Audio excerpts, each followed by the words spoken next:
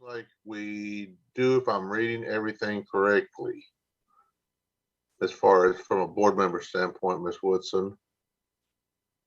Okay. Yes. I see Dr. Flair. I believe Mr. King is with us. I see Ms. Wright.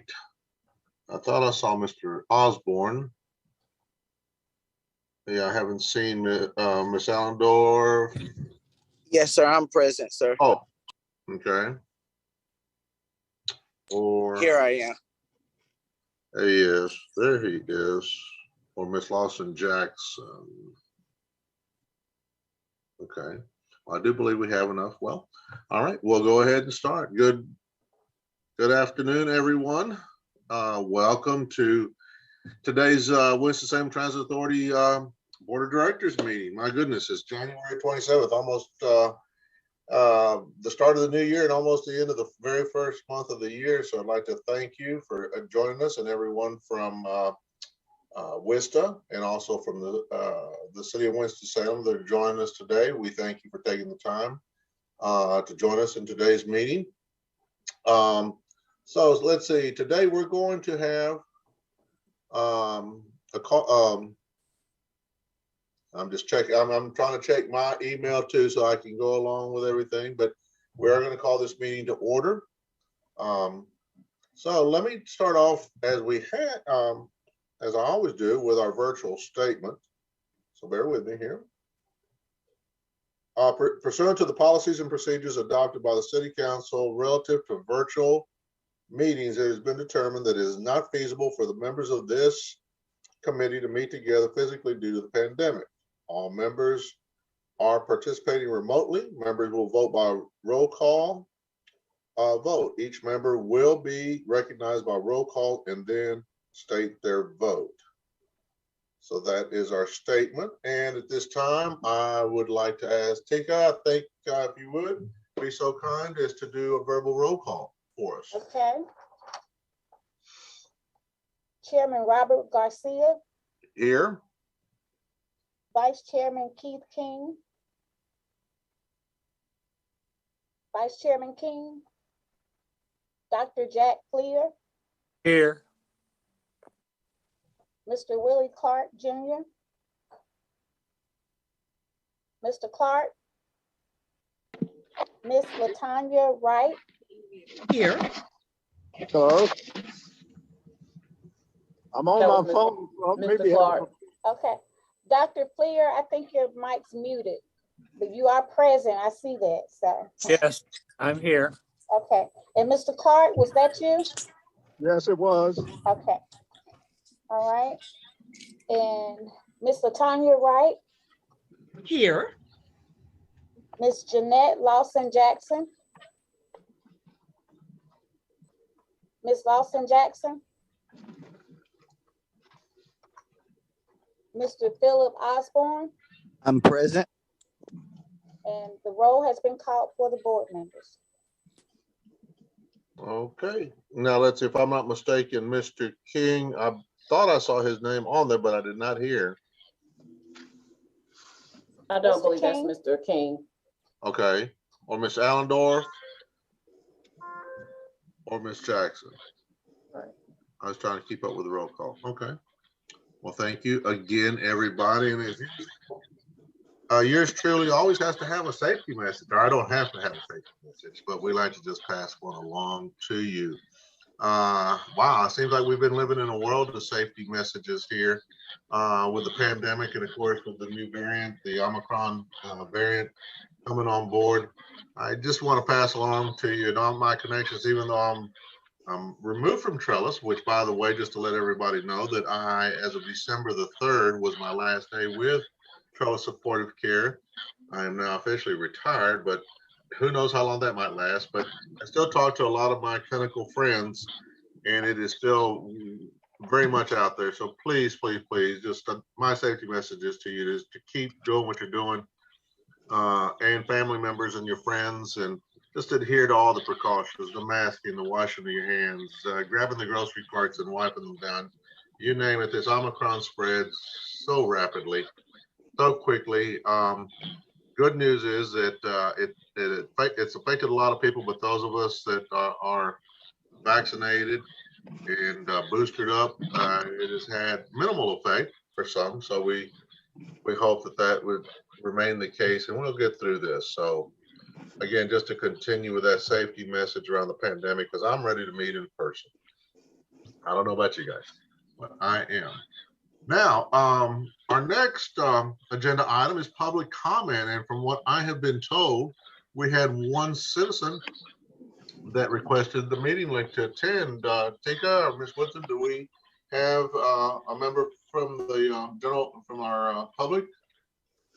We did have a citizen that requested the link in a couple of weeks ago, and he was provided the link and invited. He was provided the invite as well. He has yet to respond to the final email that was sent to him, and he has yet to accept the meeting invite for today. So Okay. At this time, I don't believe he's on with us. He's joined us. Okay. All right, then we'll move around. And just as a note, fellow board members, public comment is definitely there. I know when we meet in person, we tend to have more of a presence there from the public that come to visit with us. They have a limited amount of time to get up and speak. But if you ever run into somebody or somebody asks you something, certainly ask them to please join us at one of our board meetings. They do have to take or follow procedures. Call Ms. Woodson and the staff, and they'll send them the information and put them on the agenda page. So we certainly do welcome any and all that would like to make a public comment. All right. From a standpoint of action items, we have one action item today, and that is the approval of the October 28th board minutes. All of you should have received them in an email from Tika. And if I may, if we can just scroll through it, Ms. Woodson, just to maybe it might remind some of our board members if they missed something, or maybe if they don't have it in front of them. We'll just take a couple of minutes just to kind of scroll through this. If there's any comments, edits that you'd like to make, please do so. So we'll take these few minutes just to go through there. Sir, and this is just a page of the minutes that provides the staff and the members that attended the meeting in October.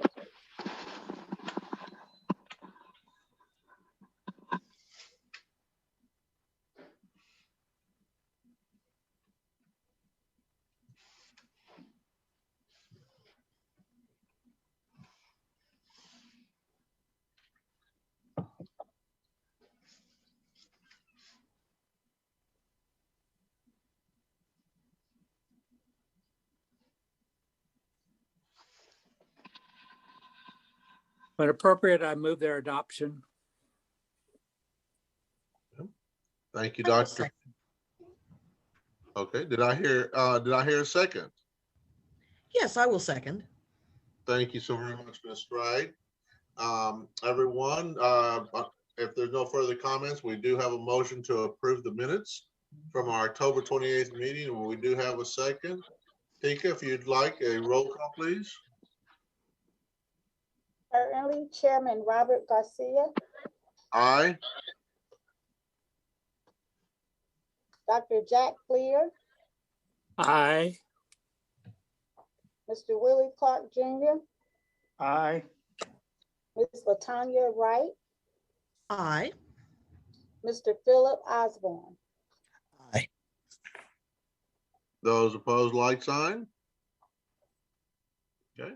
The approval of the October 28th minutes has been approved. Thank you so very much, fellow board members and Takia. So now we'll go into our informational items, and the first one being the collective bargaining agreement.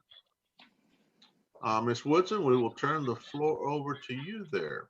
Yes, sir. And for this part of the meeting, it's just for information. There's no actual presentation to provide to the board this afternoon, but I wanted to make sure that you were aware that we have been undergoing and participating in our labor union negotiations as early as May of 2021.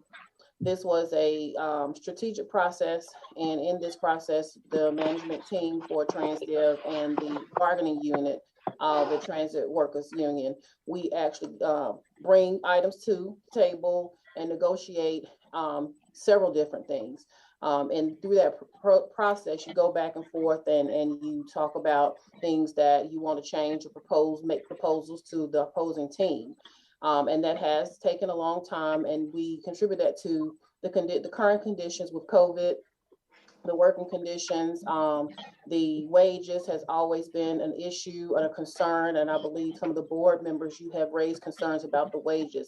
And we also feel that that contributes to our driver shortages, because, you know, we want to make sure that we continue to be marketable and with the community and other agencies and vendors out there as well, to make sure that we have something to offer at Worcester that people will be attracted to our services.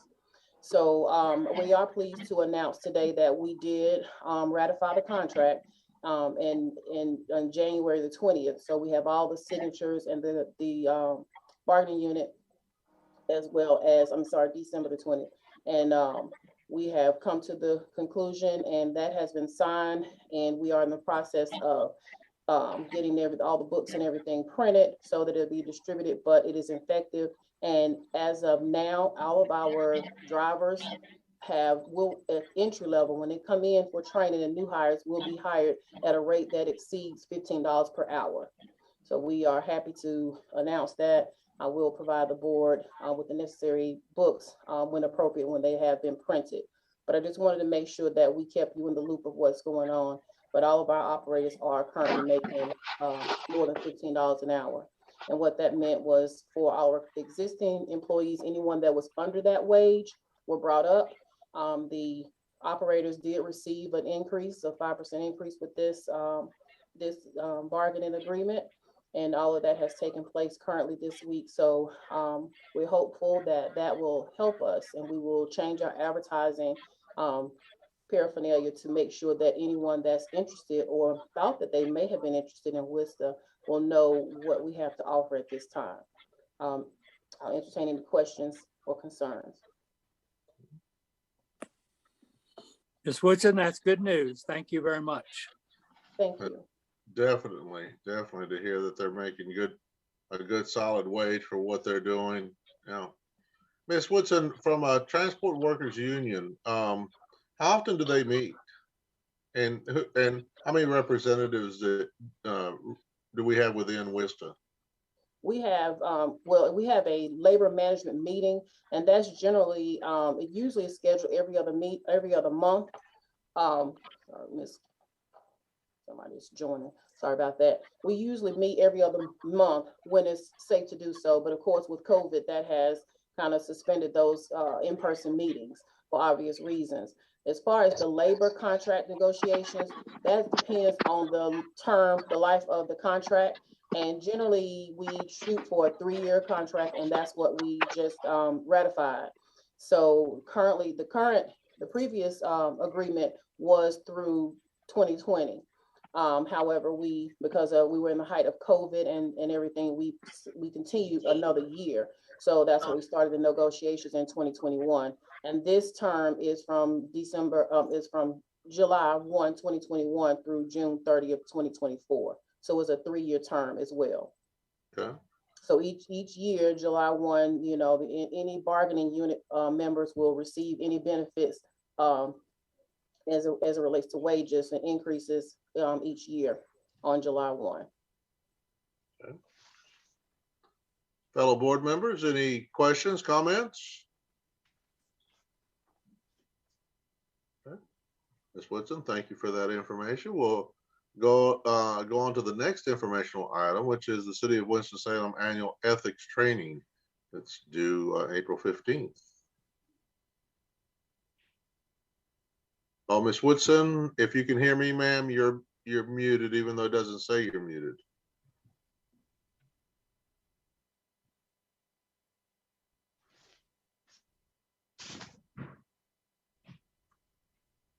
There we go. It says that you're muted now. But maybe there we go. You hear me now? Can hear you now. Yes, ma'am. Okay. I don't know, like I said, I apologize what whatever's going on with our internet is causing issues. I didn't hit anything, so I That's okay. apologize for that. But in reference to the second item, as far as information, it's basically just a reminder to our representative, Mr. Willie Clark. He represents us on the TAC committee, and they every year the citizens of that committee, as well as other committees for the city of Winston-Salem, are required to do an annual ethics training, and that is due April the 15th of 2022. So just wanted to remind, make you all aware of that and remind Mr. Clark, if you would take that training, and then you can follow the instructions that you have currently in the previous years by just emailing me your certification, and I'll get that to the appropriate staff. Okay. Okay. Excuse me, Donna and Mr. Garcia, it's actually a certification that he has to do for the TAC. It's not the city's certification that he has to do. Yes, yes. Yes, TAC. but it's something that he turns into the state. Okay, but he would need to send that to me, and I would email No. it to. No, Okay. it's forms that he would turn into the state. Okay, I apologize. I was given misinformation. Okay. And if I'm not Somebody needs- mistaken, Nick, I think and Mr. Clark, they email them to them. Yeah, well, somebody need to tell me which form it is. I'm not sure. We can get you together with Kelly Garvin to reach out to you with our MPO Okay. staff and help you work through that process. Well, if it's the regular conflict of interest about ownership of property or something of that sort, I'm familiar with that, if that's what you're talking about. Yes. Okay, yes, I'll do that. I should be done by April. Thank you. Fantastic, Mr. Clark, and thank you for serving on that committee also on behalf of WSTA. Okay. Well, let's move on to the next informational item, the monthly operational data presentation. That, of course, we always look forward to by Ms. Carroll. Yes. Can I share, can you unshare your screen so I can share my screen? I'm going to, yes, sir. Yes, ma'am.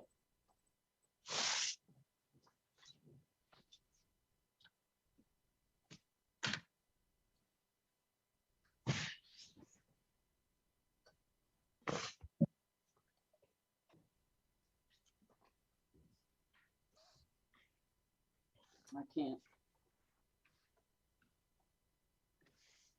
No, there we go. You should be able to share your screen, Ms. Patrick. No, it says cannot share while another person is sharing.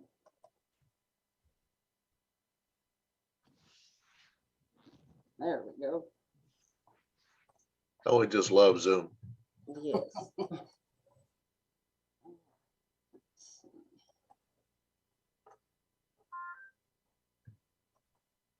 All right.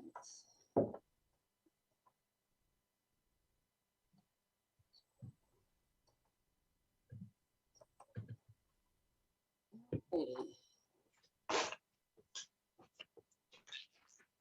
Can you see the presentation? Yes, ma'am.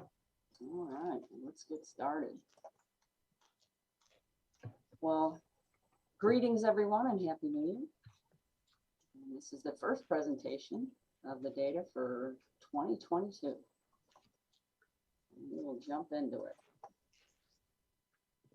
All right, looking at the updated regional service impacts, do have a few changes on this one. Got some more information. It turns out most of the agencies that we're looking at here have had some kind of service reduction. Columbia, it turns out, had service reductions. Fayetteville, only Greensboro and Charleston, they're the only two that don't have service impacts due to COVID or driver shortages. Now, Charleston has some reduced routes due to bridge closings, but not because of COVID or driver shortages. So looking at the fixed route ridership across the region, and I apologize, I only have this through November. Didn't get all the data for December. So not a whole lot has changed since the last time we looked at this, except the little blip. Here, I'm going to put on my laser pointer here. Okay, the little blip that happened with Chapel Hill. Once school got back in session, you can see they went back up, but then as soon as Omicron hit, and they went right back down in driver shortages. So, but other than that, it's pretty stable. You know, everyone is kind of staying where they are, with the top three still being Charlotte, Durham, and Raleigh, and then the whole bunch of us down here below 200,000 a month. So looking at the impact since the start to now, Chapel Hill is the biggest impact as of now. It's almost 76% of their ridership.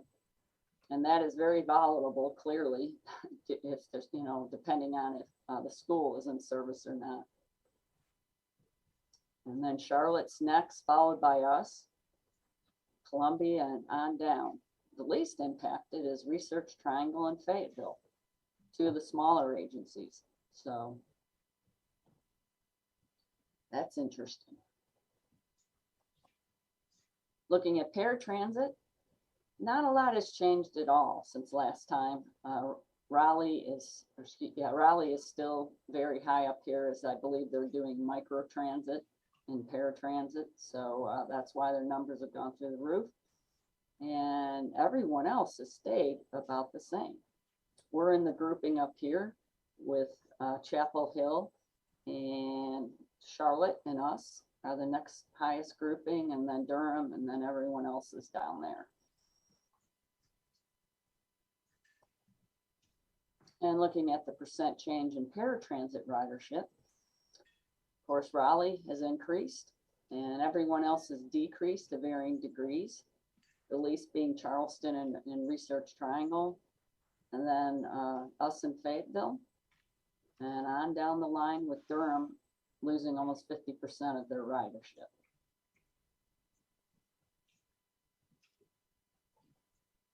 So now switching gears and just getting into our regular presentation, looking at fixed route.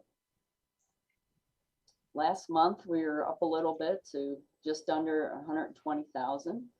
And you can see starting next month, we will be in what is our, I guess I would call our current normal time. December 2020 was the last time we had free fares, which is why it's way up there at 170,000. And then, you know, people started paying again starting in January, and we're kind of in our new normal period. Open the door. I'm sorry, did someone ask a question? I believe somebody might just not be muted, Carol. Okay, all right.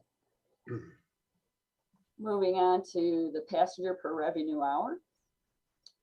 When we did reduce service back in September, we saw a little increase in our revenue hours because we're running less revenue hours, but about the same passengers. And we saw a little dip in December, but we're, you know, around 9-10 passengers per revenue hour now.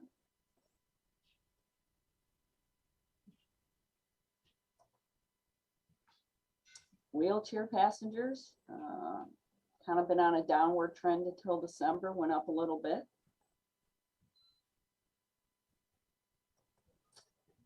Bicycles, been holding steady, about 600. Nowhere near where we were last year at this time. On-time performance, you know, holding steady in the low 80 percentile. And we did see a little bit of a drop in December, and I think that's really because of traffic and Christmas time. Those buses getting around the malls and all those traffic areas. Switching over to TransAid, you know, pretty flat. This is our new normal, which is interesting, is almost about the same as it was back in December of 2020. Very little difference there, about 90 passengers. So I think it's safe to say this is our new normal until we get out of Omicron and staffing shortages.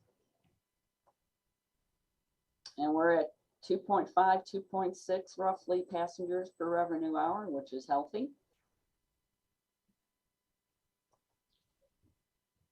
And wheelchair riders, they seem to be out and about again. We did have a dip last year in January and February, but you know, we've been holding it about just over 2,000, 2,100 for the past 6 months or so. On-time performance, hopefully it's bottomed out. Hopefully we reached the bottom there. It's been going down, down, down as our driver shortage has increased, and hopefully we've hit bottom and we'll only see it go up from here.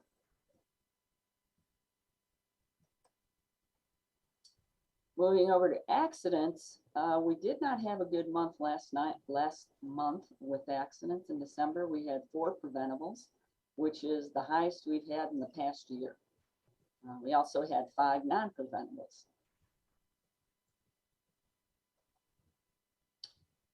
And looking at fixed route, they had 3 of the preventables and 4 of the non-preventables. So a large portion of the accidents were in fixed route. Only 1 non-preventable accident in Transaid, and 1 preventable accident in maintenance. Maintenance road calls, we had 40 last month, which is on the higher end of what we normally see.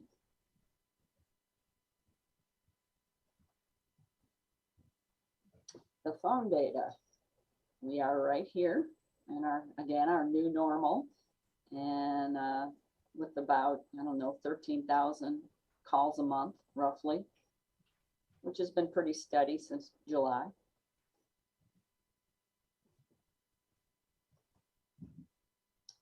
But our percentage that we're answering is way up there at about 97, 98%, which is awesome.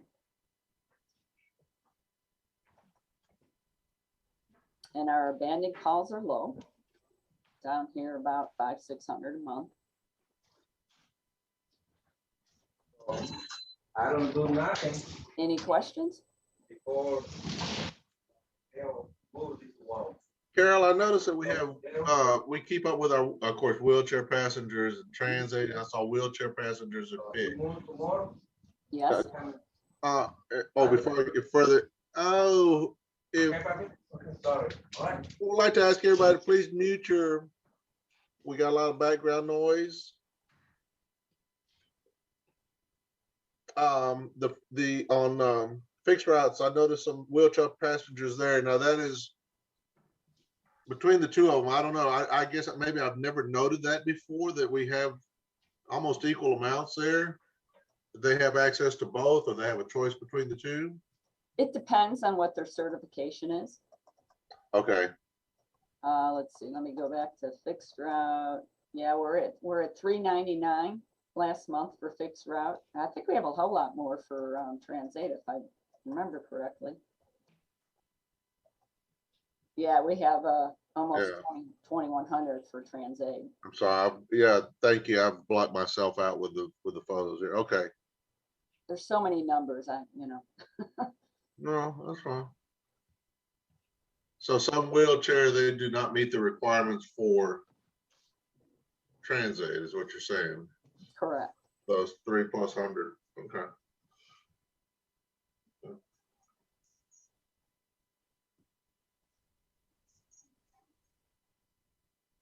Fellow board members, any notations, questions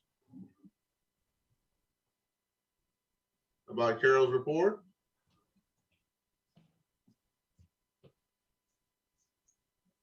I, for one, I think everybody does, also just really appreciates Carol being able to look at things and seeing the comparisons and the dips of the rises, and it seems like we pretty much stay pretty even keel.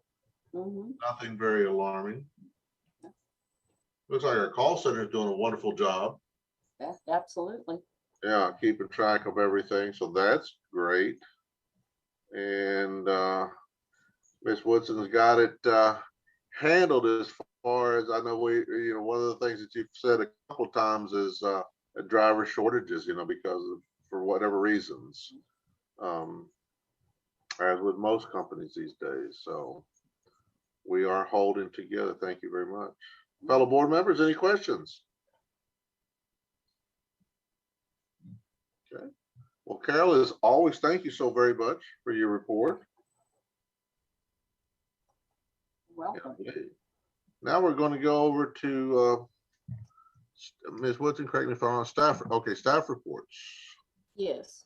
Just want to make sure you can hear me because of my difficulties. Can you hear me? Yes, ma'am. Okay. So yes, pretty much with the staff reports. Before I go to that, I will speak briefly on what you just mentioned as far as the driver shortages. I know that I didn't have that on the agenda, but we are still currently faced and challenged with driver shortages.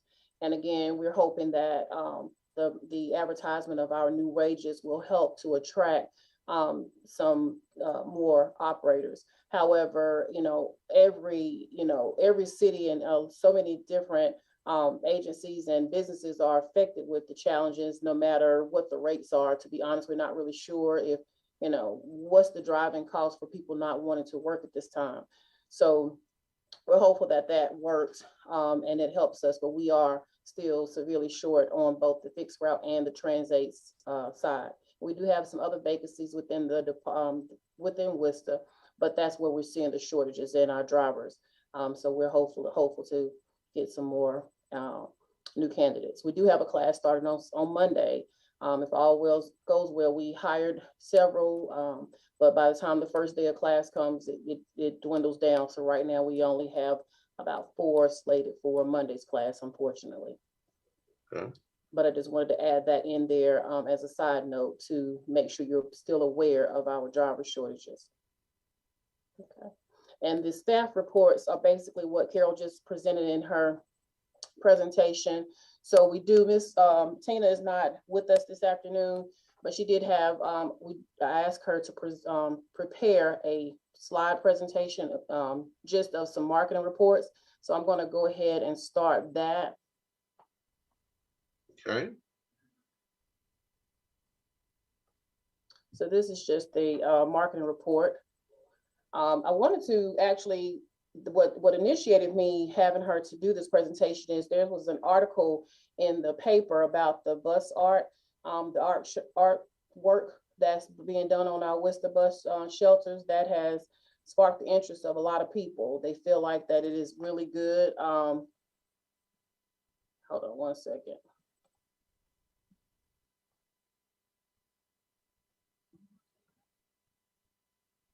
Can you see it now? Not yet.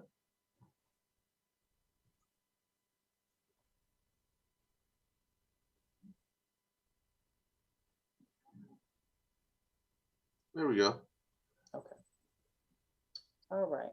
So the Public Arts Commission's bus artwork project has really been an interest for several different surrounding cities because it's unique to WSTA, and we like that. Originally, and I won't go through reading verbatim the slides itself, but basically back in 2019, they started the conversations about having artwork on the WSTA bus shelters. And as you all remember, we brought that project to you as the board and asked for permission to install artwork on the shelters. And we did so, the Arts Commission did with funding that was brought into them, and they were able to put 12 installed artwork in 12 of the shelters. So we still have about 10 of those shelters with artwork installed on them now, and it is a great attraction. This is just a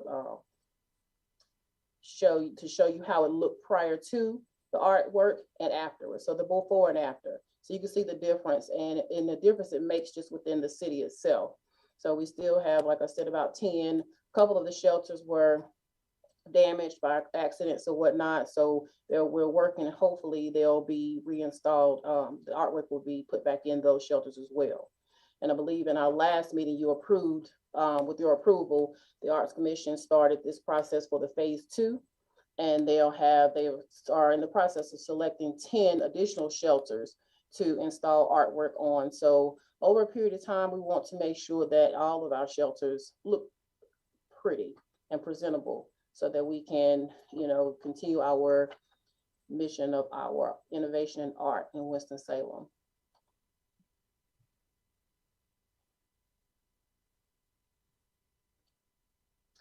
Also, we wanted to make sure that you all, hopefully you've been able to see on the buses that's riding around Winston-Salem, our advertisement that's put on there where we actually have our drivers and employees and maintenance displayed on those buses to show and welcome and ask people to come join our team here at WSTA. So this is one of the ads that's put on there, and it's on the interior sides of the buses as well. Actually just on the interior of the buses, and it just shows the team and with the smiling face, and hopefully that is something else to attract people to come work for WSTA.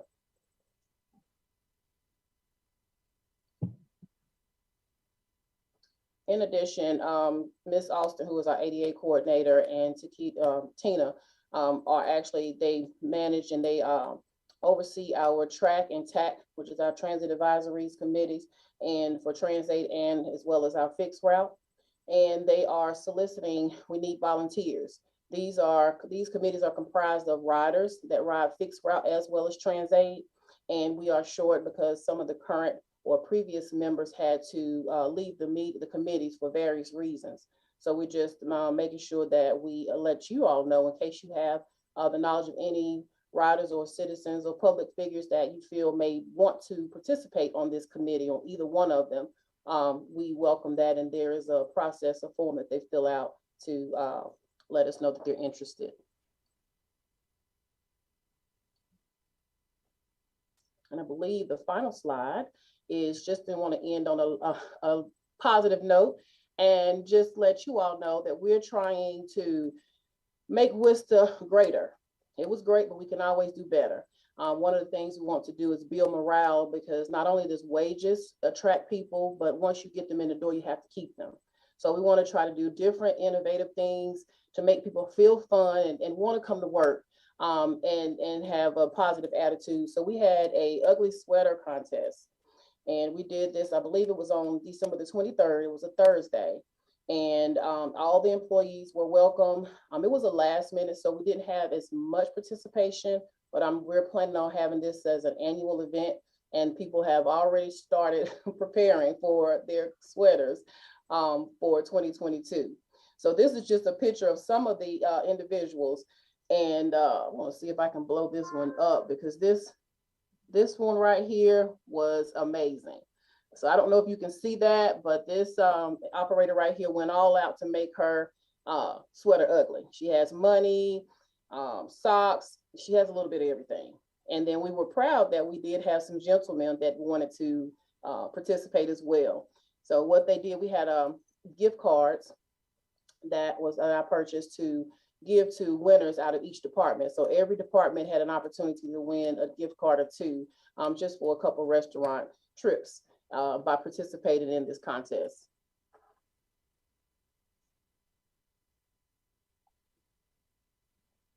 And that is all for that specific our marketing report. Marketing report, yes. I'll entertain any questions or concerns. Well, I applaud you, Ms. Woodson, and all the staff for doing things. I know you've done a couple of things, and it's been kind of difficult through the pandemic to do these fun things. And fun things are just that. They're fun things, but they're also morale builders. And boy, oh boy, the last 2 years has been a lot of counter morale builders, if that's such a thing. But nice to see that you're trying to keep the spirits up and keep things going, like you said, the smiling faces, and we got it.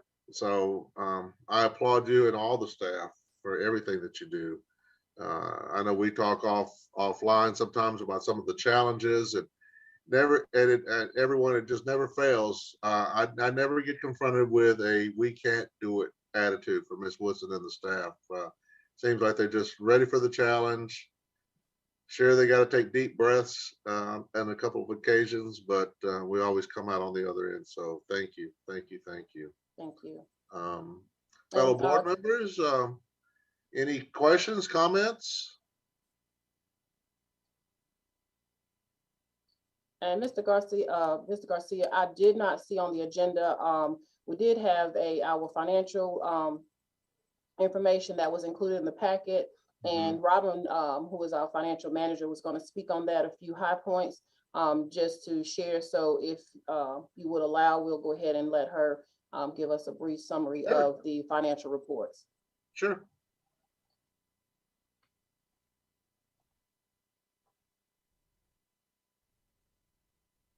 Okay, good afternoon, everyone.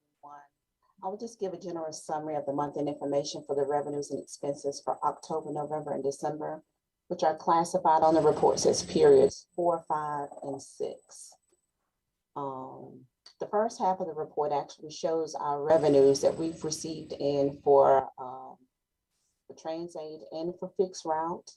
And then the bottom half of the report actually shows the expenses.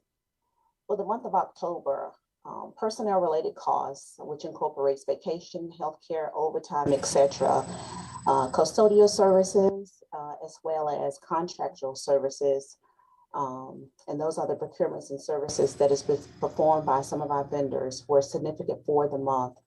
Some of the revenues received for the month came from our general ticket sales, fares, federal and local grants. Based on the overall inflows and outflows for the month, both modes actually exceeded the revenue, their expenses exceeded the revenues for the month. Transaid expenses was over about 16%, and fixed route was actually over about 6%. And that's how the month of October ended. Next slide, please. Okay, for November, we had some of the same front runners, which included the personnel costs. We had annual property maintenance fees, supplies, services, tools, builder repairs, etc., and contractor services. Again, that was some of the main forces to push those expenses. The revenue streams came also from the ticket sales, fares, federal and local grants. One thing to point out, for the Transaid revenues, we might notice that we actually have a debit entry that came in that was approximately $876,000, and that debit entry came about because we actually received SNAP funding that came from North Carolina Department of Transportation, and that is actually the state maintenance assistance program for urban and small urban areas. Those fundings needed to be used or have to be used before fiscal year end of June 30th, and the allocation for that particular SNAP funding needed to be completed before this fiscal year end. As a result of this, the funds for the property tax transfer were actually debited out and moved back into our transit fund. And actually November finished out for the month on a positive note because both modes was favorable, and it actually showed a net income because our revenues actually came in a little bit greater than the expenses that actually went out. Okay, and for the month of December. For December, we had some of the same main front runners, which is our personnel related costs, custodial services, contractual services that actually kind of like led some of our expenses for the month. Also, some of the revenues received for the month came again from our general ticket sales, vending revenues, federal and local grants that came in. December actually kind of leveled out for the month because the expenses that came in for Transaid and for fixed route averaged at about 1 to 3% greater than the actual revenues that actually came in. But all in all, at the end of the 6-month period, to summarize the revenues expenses for the first half of the fiscal year, We are expected to be at about 50% of the adopted budget. And year to date, the agency received about 43% worth of revenues, and the expenses are actually stable, and the expenses going out is at about 45%. And if anyone has any questions, I'll try to answer to the best of my ability.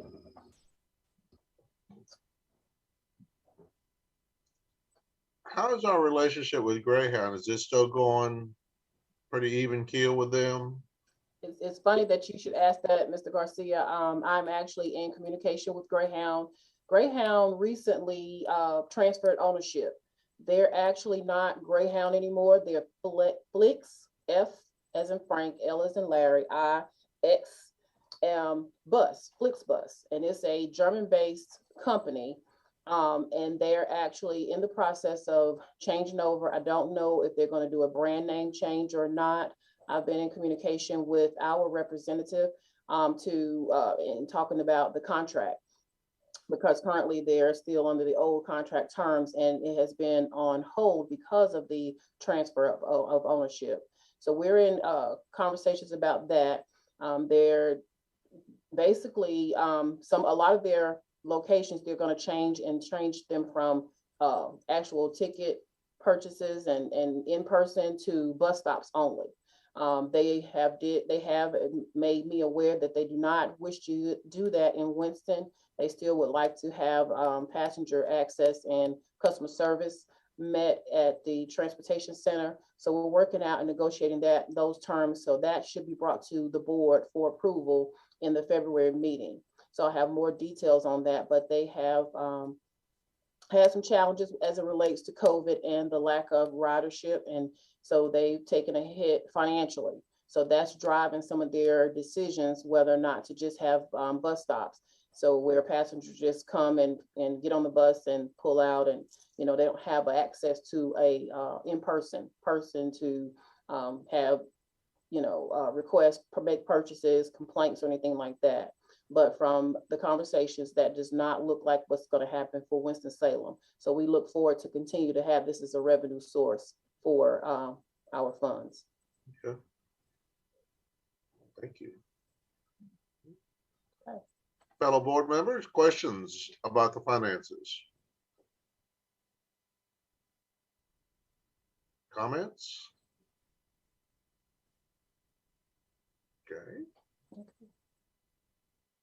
Well, if there's no further comments or questions, we're a quiet group today. Must mean we're all doing things right, Ms. Woodson? We're working on it. We have a lot of room for improvement, but that's opportunities, and that's what we look at it as, opportunities. Okay. Well, again, I can't say thank you enough to all of you for the job done, and fellow board members for being a part of our board. I know sometimes we seem to stray away a little bit because of this pandemic. We haven't met, but certainly if there's ever any questions that you might have, or after this meeting you see something in reading, you go, wow, I wish I would have asked that question. I can assure you that Ms. Woodson and staff would be more than happy to accept your phone call, email, and answer your questions. Well, if there's no further comments from anyone, I'd like to thank our fine folks at the City of Winston-Salem. Ms. Tanique, I always got to give you a shout out over there. She looks like she's in just a perfect area over there, doesn't she? With the sunshine and everything. Rumor has it we might get cold weather coming this way. Who knows? But thank you all for everything that you do. We hope, again, please just continue to be careful during this time that we're in. And we shall see you at our next board meeting, Ms. Woodson. Yes. And again, Happy New Year to everyone. And thank you all. We appreciate everything you do for the Winston-Salem Transit staff. Thank you. Okay. Thanks, everyone. Y'all have a great weekend. Thank you. Bye.